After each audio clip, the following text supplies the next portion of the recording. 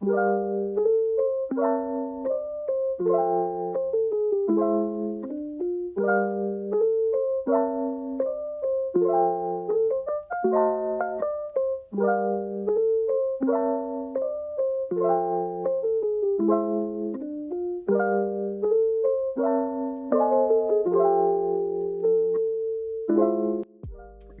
of what we do on the show. There's a website called confessionpost.com, and by the way, I'm doing this podcast with their permission, their authorization, and the way their website works is people post anonymously some deeply personal material, things they would probably be judged for if they were to admit it to just anybody. And so what we're going to do on the show is I'm going to read out some confessions, and my co-host Lauren Villafana will comment on them with me. And but first I'm going to tell you everyone about me. I'm a podcaster on other shows. I have a true crime show called Human Monsters, and if you are a member of my YouTube channel, that's not news to you. But that's my other podcasting gig, as well as a podcast about the TV show Trailer Park Boys. So that's where I'm coming from. And Lauren, tell us about yourself. I know, well, really the most significant event of your life recently is you've had COVID. And tell us what that's been like. You've gone through Okay. some over that. Yeah, I mean, other than I can't taste or smell, my wispy baritone voice has really come out. But so I'm not sure it sounds great being recorded. But I like to stay home and do nothing. Then that's what I'm doing, is healing. So I like to be a part of some hype. Here it is.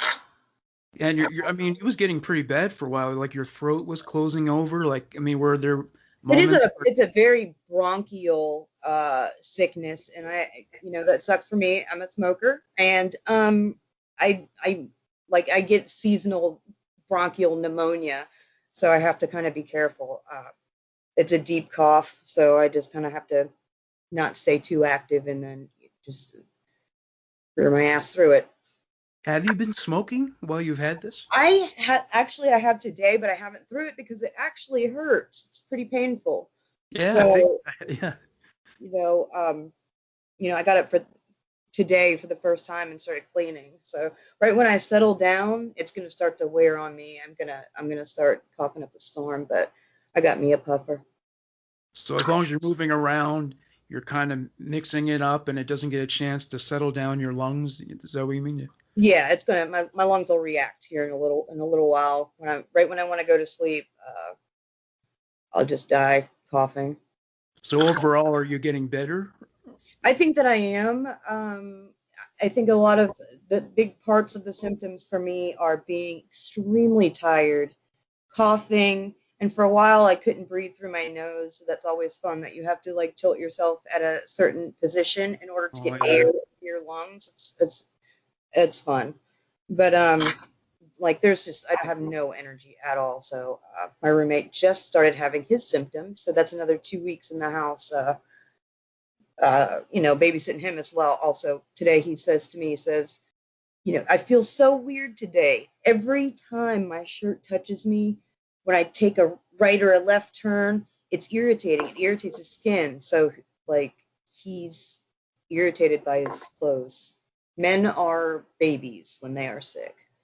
But have you ever felt irritated by your clothes? Have you had that? No, I think that everyone reacts differently. But his skin's reacting. He's just irritable, and he's super tired, and he's not coughing or anything. But there's layers, and he's gonna get a lot more sick. So I'm pretty much stuck in the house with him and his irritated shirts and clothes. So has your doctor made a prediction about how long it's going to be before you're over it? So it's going to be different. I'm an autoimmune baby, so I have to be extremely careful with my breathing, and I try to keep the house clean, but I have dogs, so it's just like I can't taste or smell anything. But very basic stuff. They're not going to give you any certain kinds of medicine. I mean, we don't even have the cure for the common cold. So it's just basic over the counter stuff. I have to, use a nebulizer, but other than that, I just have to watch it because I think the basic part of like COVID symptoms is that it is bronchial and people tend to have problems breathing. So that's fun because I'm like hyper targeted on this one. But you But sound okay now, so yeah, you sound like you'll do well for this episode. So, I think so. all right, so on to the confessions, the juicy stuff. The first one is titled Pedo Thoughts. So we're hitting the ground running with this one. Yay. And this one goes. Sometimes I get the feeling that I should fuck my little sister. She's 10, I'm 17, not sure what to do though. Text me ynrich-oz on Snap or something. So what? First of all, do you think this is even legit? Do you think this guy is just trying to raise some eyebrows or what? Well, I mean, if he says text me, I'm pretty sure, he's pretty much prepared for the feedback. Now, I naturally, the stuff I'm, pretty exposed to true crime, so I think that it can be a legitimate concern. Well, yeah, I mean, not that I'm trying to solicit sympathy for pedophiles, but I guess that must be kind of a lonely place to be in where you know that you're one of the most hated people in society and you feel like you want to talk to someone about it, but you don't want to go into the dark web because maybe a cop will be waiting there for you. Yeah. So I don't know. I would say don't have sex with your little sister. That's a no-brainer, but the fact that he's unsure about it, what would you say to him? What would I say? I would text him. Now, I'm fascinated as to why people think the way they think, but I mean, don't dare me. Like, I'm going to cuss someone out or, I'll egg him on to figure out how much of a pedophile he is and, measure it. And, I'm no judge, but Jesus. I mean, are you able? Like, you can just confess on here and then get, like, it's all it's anonymous. You don't even have a username. Okay. Well, in your email, but yeah. So yeah, I think you would have been a really good interrogator for the police if you had chosen to go into that line of work. I say that because when you decide to put the pedal to the metal, like when you put all that pressure on me to drink that time, I couldn't resist you. You're very strong. You have a very strong personality. Thank you. I'm very short. It's Napoleon complex, but I'm okay with that now. I've come to terms. All right. So the next one is walking around looking for used condom sperm drink.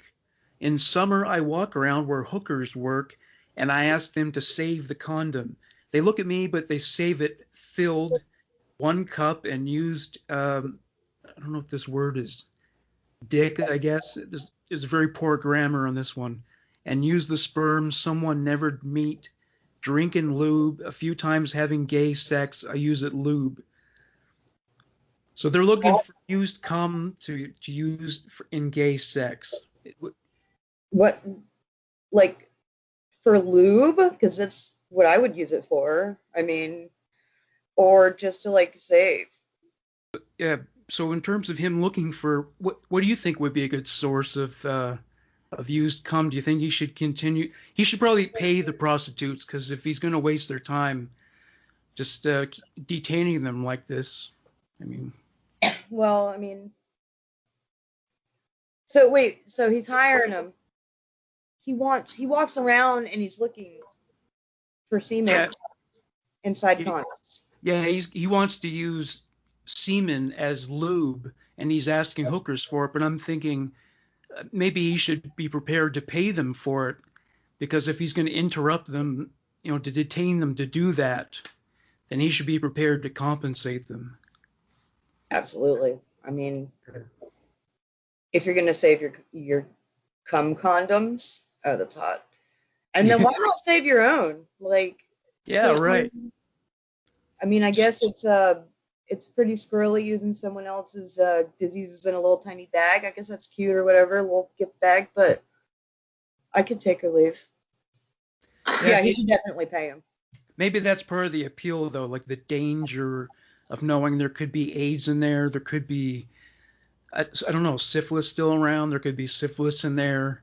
Uh, just the risk of knowing what kind of cocktail could be inside of a. I think that's probably it. I think that the fact that it's a tiny bag of mysterious danger that he's unaware of, and this slimy, crazy lube, really gets him off. Yeah, a lot of people get off on danger, right? Like mostly, yeah. I know a lot. Yeah, like I've wondered if maybe gay sex used to be more fulfilling when it was against the law, when it was considered immoral. They knew they were flouting the standards of society. I mean, I'm sure they. So. I mean, I think it's different for everyone, but yeah, there's a element behind sex and danger that just get. I mean, I get it. I don't want to go into it yet. I'll type in my own confessions and we'll talk about it. But like, I can understand the element of sex and danger. Well, yeah, it's like those autoerotic asphyxiation people.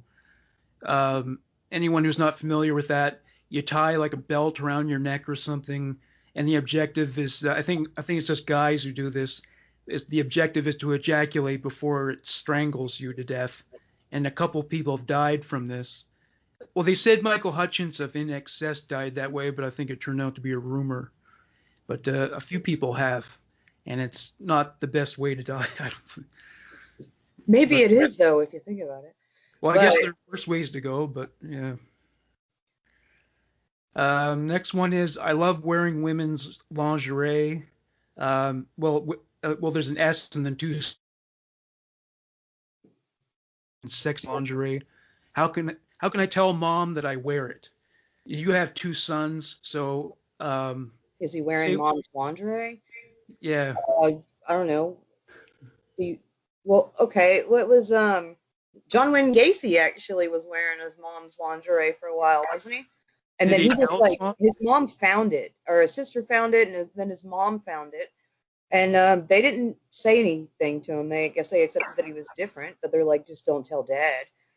So I don't know. I mean, I feel like that's probably a common thing. I don't know why you'd want to tell your mom, but I don't know. Just I guess it would depend on her politics. Like nowadays, so many liberals are accepting of transgenderism. So I guess if the mom was a liberal, maybe she'd be accepting of it. Then maybe she was conservative, maybe not tell her. Yeah, it really just depends on the mom. Yeah. It's always a weird conversation. Yeah. Well, then again, like Cher had this connection to the gay community for so long, and then her daughter comes out as a trans man, and she had trouble accepting it at first. So you never know. It's not always people. I think people have a way of idealizing their child's gender. So, would it be hard for you to accept if one of your sons announced to you that they were transgender? Absolutely not. But I lived in the turning point of like my generation is accepting of these things. Let's say my parents are not. Some things you still have to get used to, but I guess so much awareness has been risen. So I've been exposed, and I welcome if anyone's different, especially my child. If my child's different and he wants to be different out loud, then I support it. Okay, cool. And I mean, you haven't exactly been living under a rock for the last few months, so you must know about the incel movement, what that's all about.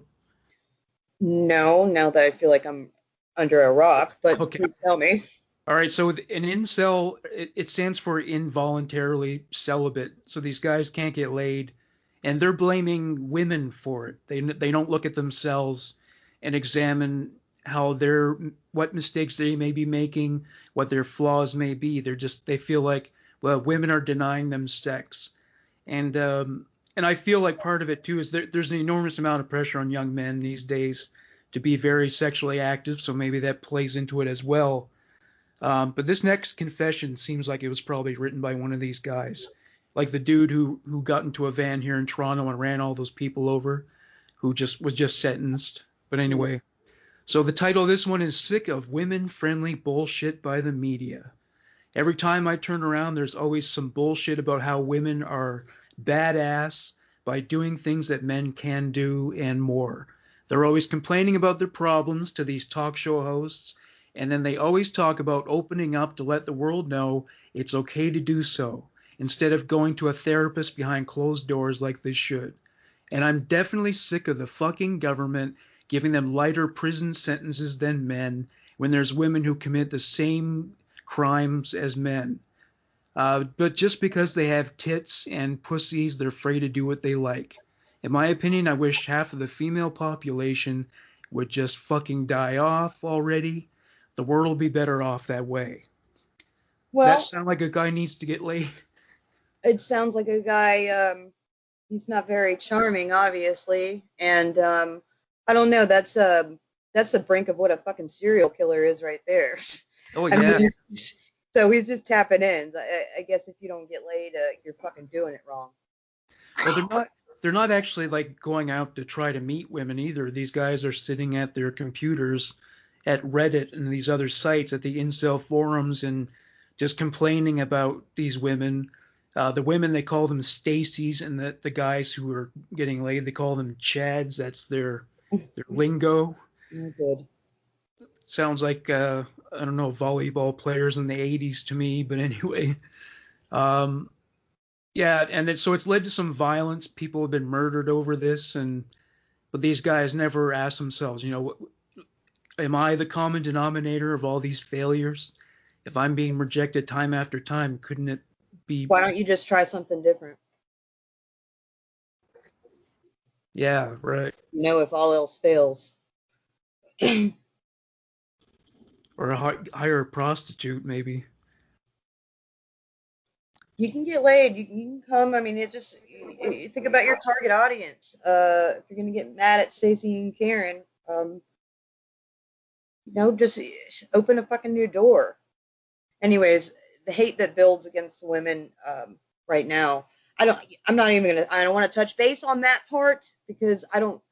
I feel like it's a double-edged sword. Like I can lean over and show most of my neck in a room full of men, and they will do anything I say. I realize my own potential as a woman, but I don't.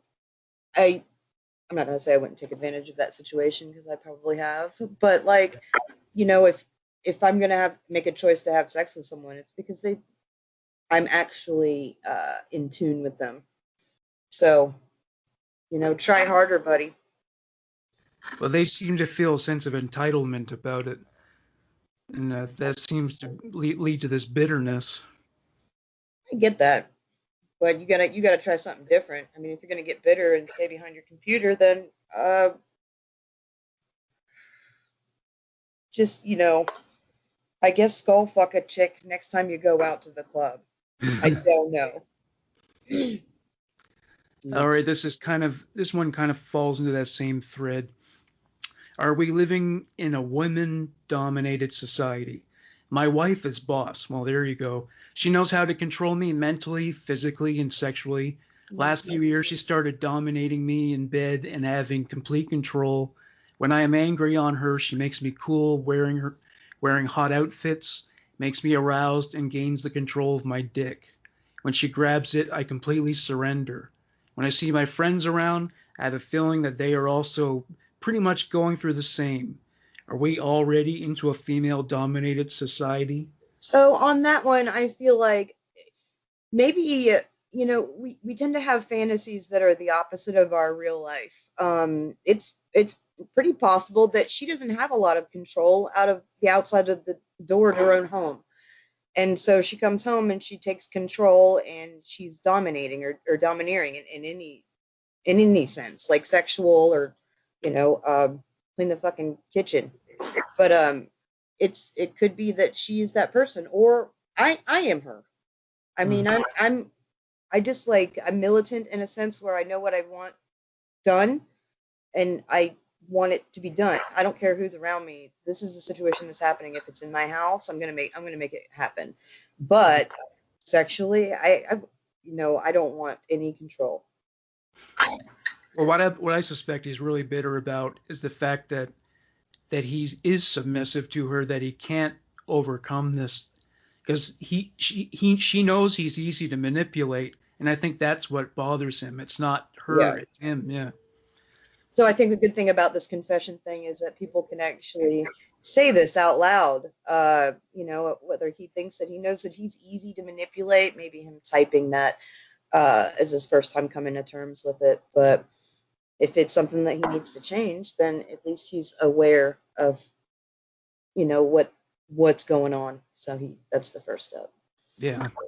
And now here's an issue that involves females. The title is "Make Myself Ugly." I hate how people treat me differently just because I'm conventionally attractive. How do I make myself ugly without hurting my body? So usually it's like women talking about how they don't consider themselves attractive enough, but she feels like she's being objectified or people are viewing her reductively because she's good looking, that she feels there's more substance to her than style. So what do you think she should do? Should she make herself less attractive? Would that make her life better? No, I mean that is I can understand that in a sense that people do get treated differently by the way they look, and that's a shame. But who cares? Like if you're being assertive and you're talking to someone and your communication's good, you're smart enough to know and confident enough to know that's what you're getting done. So just work on your confidence. If you're beautiful, and it's a shame because most of the most beautiful women that I know have no self-esteem, none. They can't speak up for themselves or protect themselves. They just know that they can get whatever they want by manipulating a situation with their looks. And that's a shame, but I guess we're all raising awareness on that as well these days. And it even kind of feeds into like a body shape as well, body size. Like a lot of women who are not at all overweight are convinced that they're fat. That's another common thing, right? Another common thing is people trying to come to terms with them being just fat or whatever they think is fat. Yeah. And the skinniest girl ever thinks that she's fat. You can't serve any one individual and know exactly how they think. So it's just like it's up to you. It's up to you to be confident and to realize that everyone's an individual. It's hard for me to speak for women because I'm rare. I'm a rare type. Yeah, but I mean, aren't women's bodies supposed to have a certain amount of fat anyway to be healthy? I mean, it generates estrogen, which is good for the I female. mean, that depends on the way that you're looking at it. And then as opposed, it's the way that I look at it. Like, do I think I'm beautiful? Yes, I guess. Like, if I'm curvy and shit, I think that I'm disgusting. But I really don't. I don't give a shit anymore. I mean, I'll work it out. I'll figure it out. But I'm confident. I'm funny. I'll be the You are. Yeah. friend. Fuck it. Well, you are beautiful, actually. It's not that. And I know you're filled with self-loathing, and which is a shame. But we'll work on that, right? Mm-hmm. Mm-hmm. All right. So there's a new one here. It's a different issue. Deal with reality. Abortion equals murder of a baby. This is not Christian propaganda. This is fact. You killed your baby. Let's not sugarcoat this. God. That's okay. They're not wrong, but the thing is this: there was a drop in the crime rate in America in the early '90s, and it was because of Roe versus Wade. Oh, I know. Yep. I did. Yep. So unwanted babies are often born into the world into very unfortunate circumstances.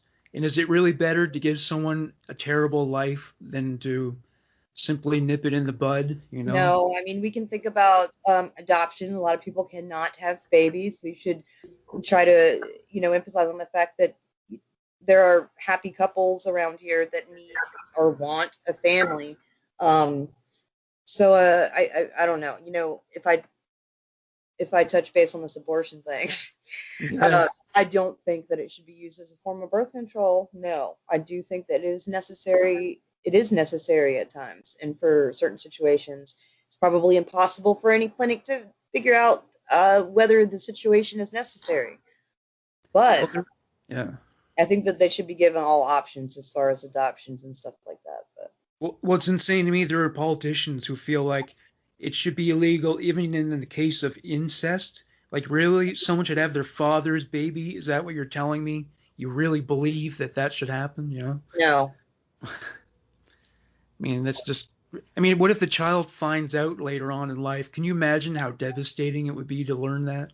yes, I don't think situations like that are a situation that needs to be had. It's unfortunate, and I believe that that'd be a situation where an abortion is necessary.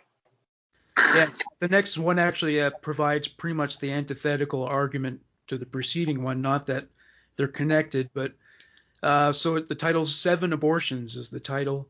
I have Okay. been sexually abused since the age of 8. My father raped me. My uncle raped me. I was taken out of my home and put in foster care.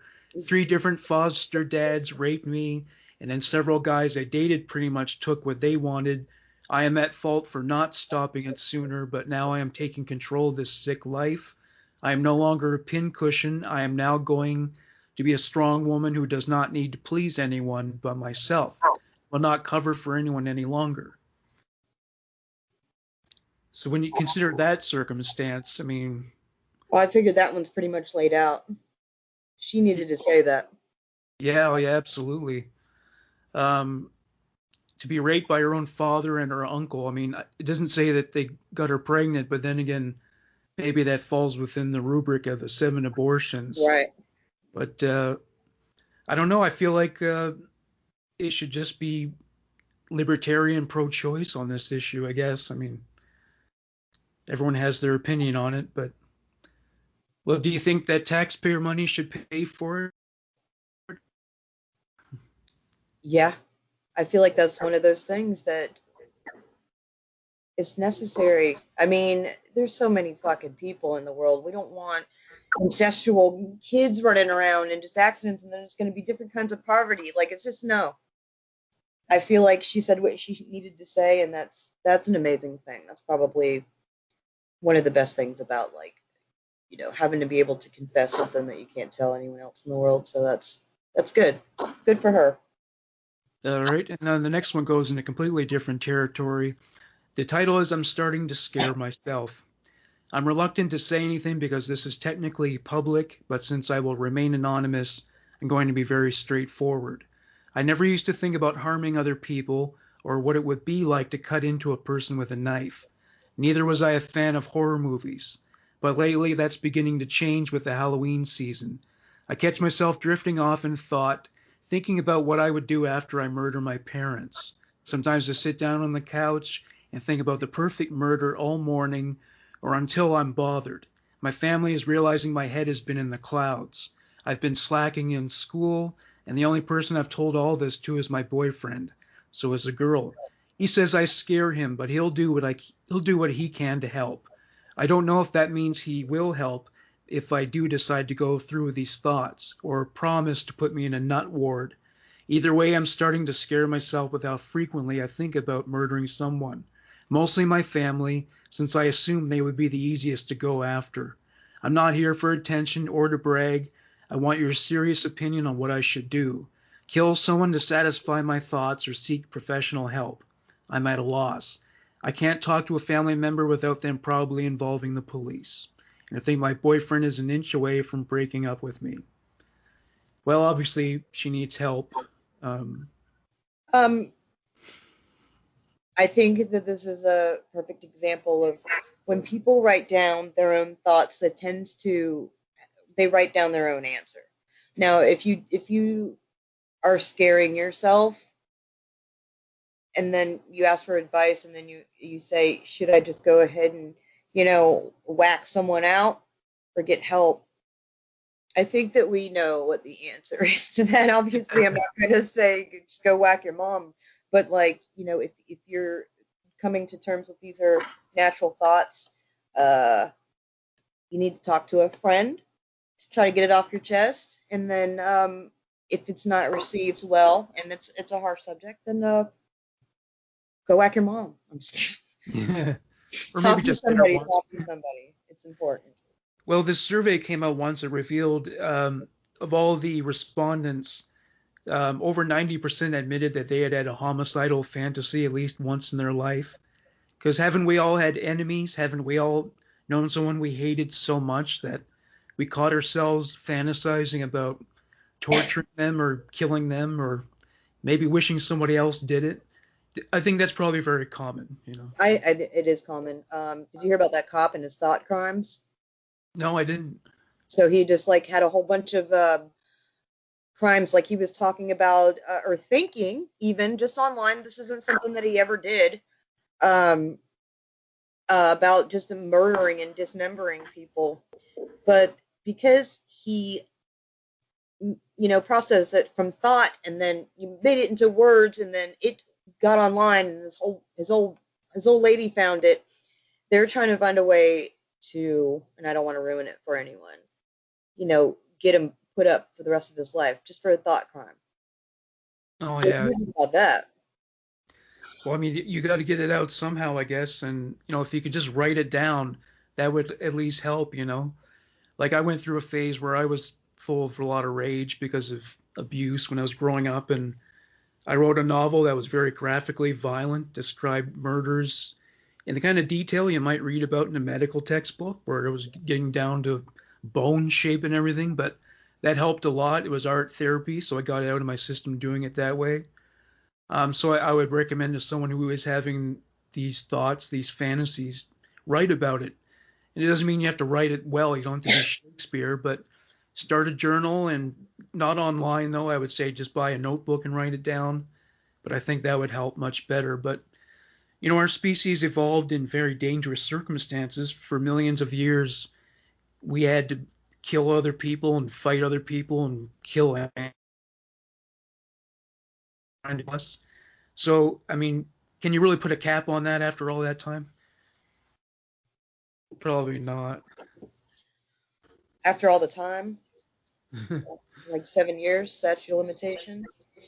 Yeah, I mean, people still kill people. It's not as common, but then again, they normalize it when they go to war, right? Suddenly they portray it as normal under those circumstances.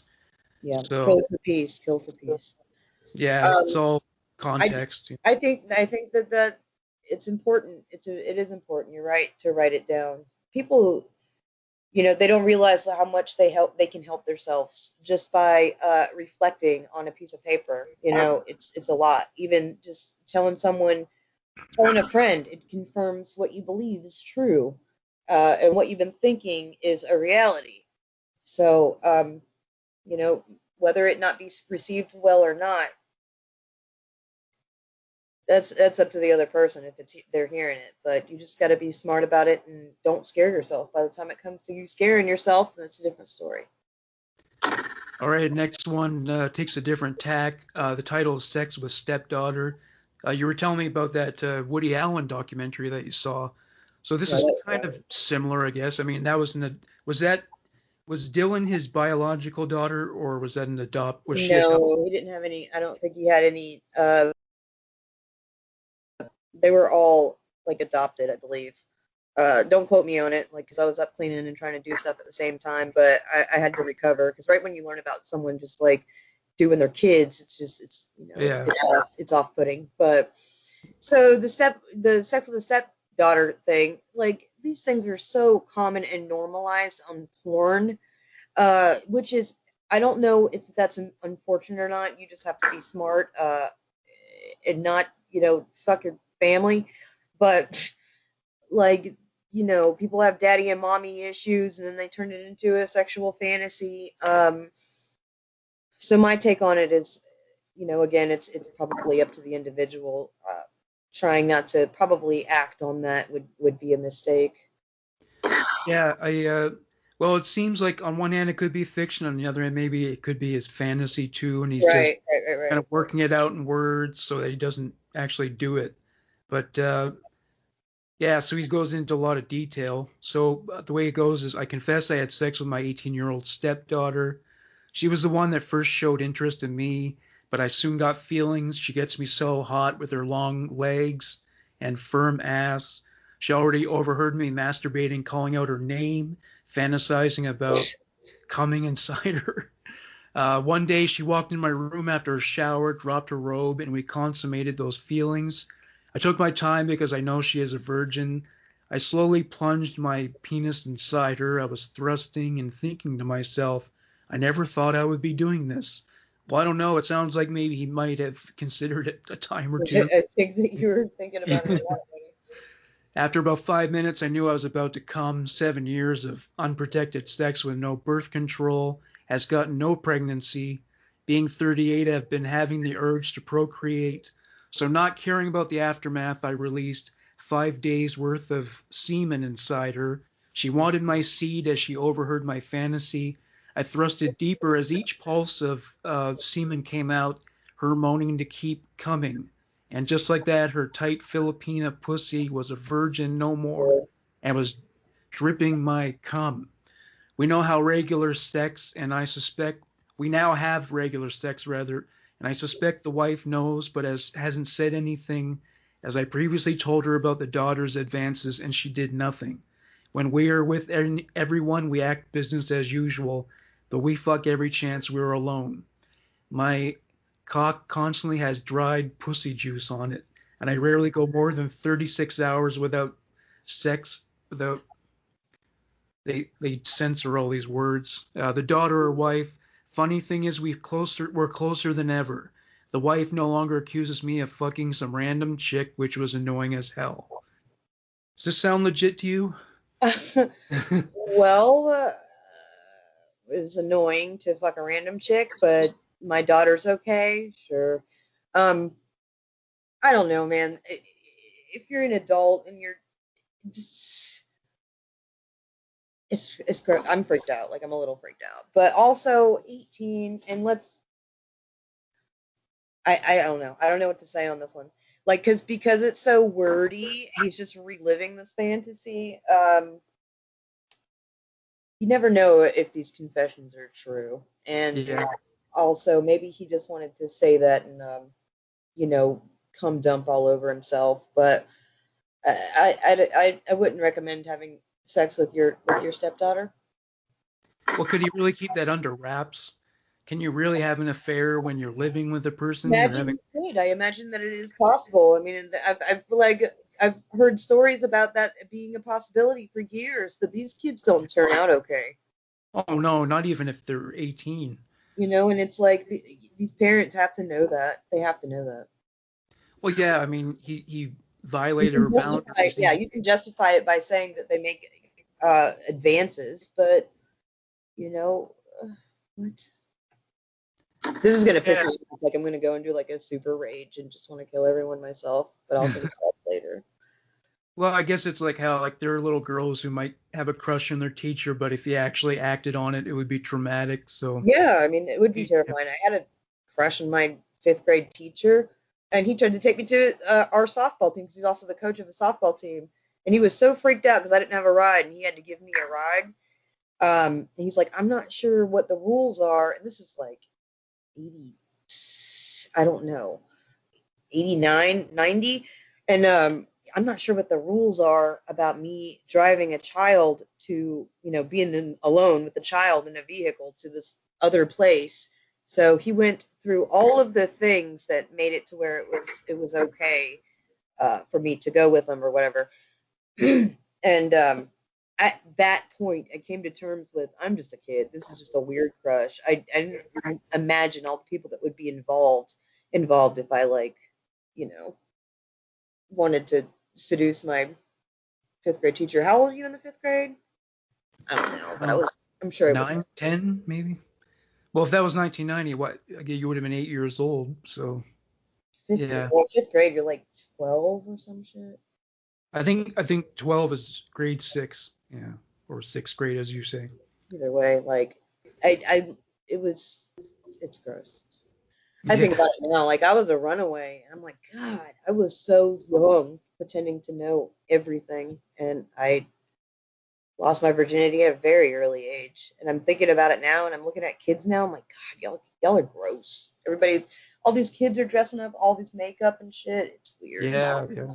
It's like, You, oh boy. you, let me guess. You consider that you were too young when you lost it, right? No, honestly, I wanted to get it out of the way. I thought there Oh, was you did. so Oh, much hype, and I was just like, I just don't want to be a virgin. Just like well, that was the I 90s. I guess I can see that. Yeah. yeah, we didn't have, or I didn't have a certain standard, I guess, at the time.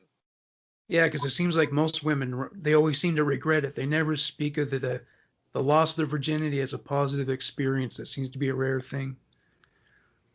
So the next one is just titled Sister. I had a dream that I fucked my sister's pussy and ass, and I want to do it in real life now, but I don't know if she would let me. Maybe if she's drunk enough. So, she won't. No. And if she's drunk enough, the fantasies get taking a turn. You know, Yeah, be careful. She probably won't. Most people don't. I mean, I guess if they're sister and brother, don't share the same. He just probably just wants to fuck. Like he's young, yeah. but I think that's pretty common. Well, that's the unconscious for you. Sometimes it'll fuck with you by taunting you with taboos while you have dreams, and they can be pretty bad because they confront you with things you'd rather not be confronted with. But that doesn't mean that you really do want to have sex with your sister. They're called intrusive thoughts, and they're Right. never of a positive nature. Right. So the next one is looking for feedee. So hey, I'm in my late 20s and I love voluptuous women, but I'm looking for a feedee feeder relationship. If you're in New Jersey, Passaic County, near the Butler area, please leave a message and we can meet at a certain time.